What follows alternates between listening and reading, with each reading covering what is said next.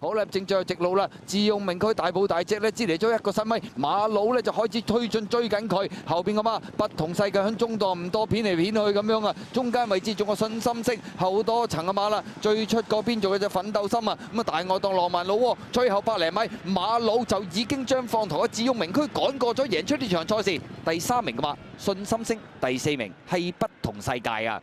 結果今場賽事智勇名區自己帶馬佬，我就跟住你跑。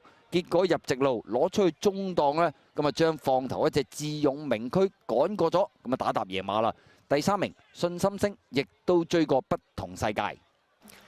入到嚟直路階段呢，單打獨鬥，馬佬去到呢個階段打搭再贏喎。潘明輝跑第2名就智勇名區，都甩開後邊都幾遠嘅。